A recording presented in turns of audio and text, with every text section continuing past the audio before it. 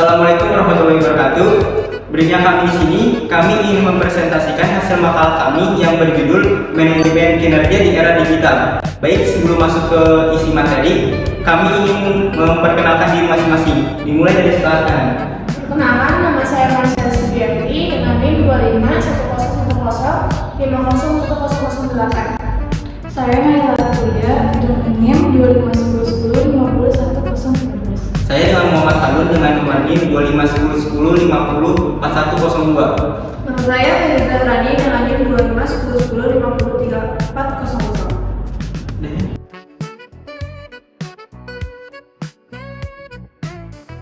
Makalah ini membahas bagaimana perkembangan teknologi digital mengubah sistem manajemen kinerja karyawan. Organisasi kini memanfaatkan teknologi untuk melakukan penilaian, pemantauan, dan pengembangan kinerja secara lebih efektif, objektif, transparan, dan berbasis data. Fokus pembahasan meliputi sistem penilaian kinerja digital HR analistik, Continuous Performance Management (CPM), serta feedback real time melalui aplikasi digital. Pertama itu ada sistem penilaian kinerja berbasis digital. Sistem ini menggunakan informasi untuk mengukur dan mengevaluasi kinerja karyawan secara real time. Keunggulannya itu ada penilaian lebih objektif dan berbasis data, mengurangi kesalahan manusia dan subjektivitas, meningkatkan efisiensi, transparansi, dan akuntabilitas, mendukung pengambilan keputusan terkait promosi, pelatihan, dan pengembangan karir. Lalu ada jenis sistem yang dibahas itu ada HRIS, Human Resource Information System.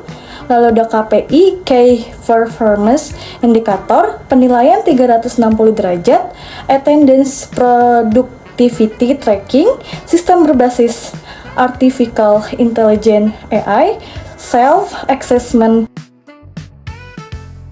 Selanjutnya ada HR analistik. HR analistik adalah penggunaan data dan metode analisis untuk mendukung keputusan strategi SDM.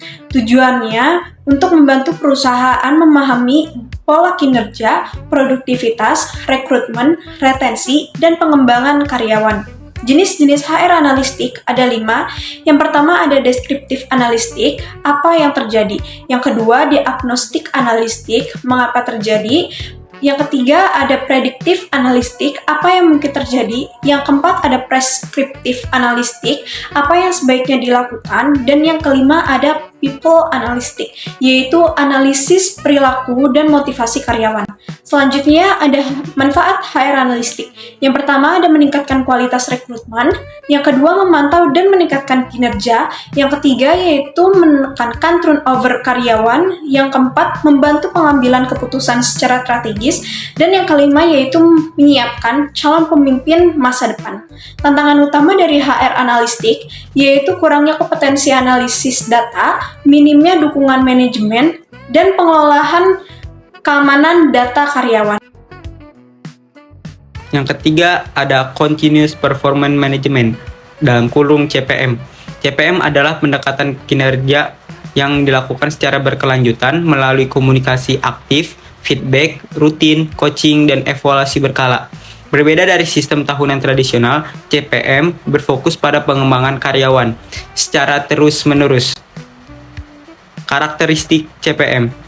Yang pertama ada komunikasi berkelanjutan, selanjutnya ada feedback real time, selanjutnya ada tujuan kerja yang fleksibel, fokus pada pengembangan kompetensi, selanjutnya ada keterlibatan karyawan sepanjang tahun, selanjutnya pemanfaatan teknologi digital, selanjutnya pendekatan adaptif dan dinamis.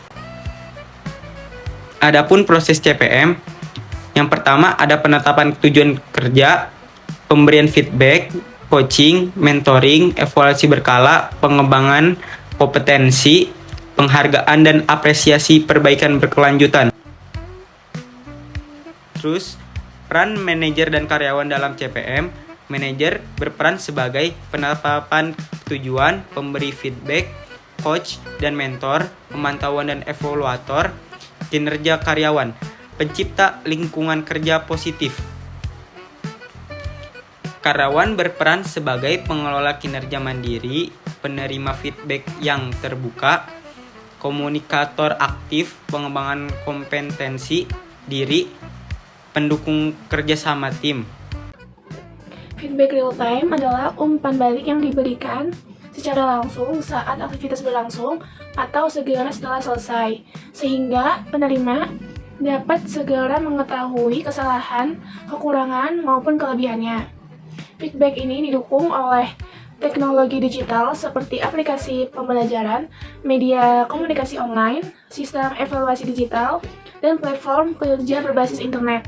Sedangkan aplikasi digital merupakan perangkat lunak berbasis teknologi yang digunakan untuk membantu berbagai aktivitas manusia seperti komunikasi, pembelajaran, pekerjaan, bisnis, dan layanan lainnya.